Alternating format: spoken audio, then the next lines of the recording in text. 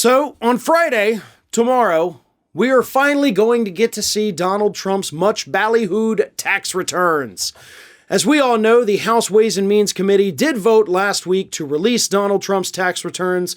They have set tomorrow, Friday, as the day these things are coming out.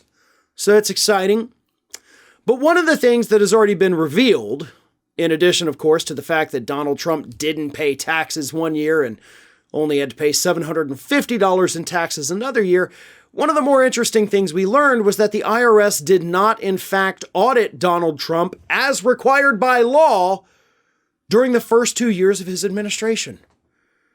And that certainly has raised a lot of eyebrows, right? A lot of people want to know, hold up, you legally have to do this, so why didn't the IRS do it?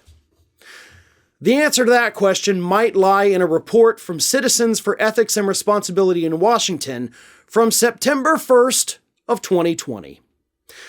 It turns out that Donald Trump's hand-picked crony to run the IRS, a man by the name of Charles Rettig, also happened to be a major investor in Donald Trump's Honolulu Waikiki Trump Resort. And according to his own financial disclosures, Rettig was pulling in between $100,000 and $200,000 per year from his investments in Trump properties while serving as the chief of the IRS, the guy who once said, "It's up to me and me alone whether or not I release Donald Trump's tax returns." And of course, he decided not to release Donald Trump's tax returns. And now I think we do know why. But here's what gets me about this report from Citizens for Ethics. It's from September 1st, 2020. You know, I follow this group. I love them. I've interviewed them many times over the years over at Ring of Fire. And I didn't even know this had happened. I didn't know they came out with this. They re-upped it yesterday. And I'm glad I caught it. But this is the kind of thing, like, there's been so much crap that's come out about Donald Trump, over all of the years, during his administration, after his administration. There's been so many scandals, so many problems that a lot of them have gone overlooked. And I think this is a big one that got overlooked by pretty much everybody. The chief of the IRS was getting hundreds of thousands of dollars per year from his investments in Trump properties in Hawaii. Trump picked him to run the IRS for a reason. He knew this was a loyal guy. He knew he had a financial stake in Trump's financial future. And I personally think that is why all of this happened. And unfortunately, we're probably not going to get answers.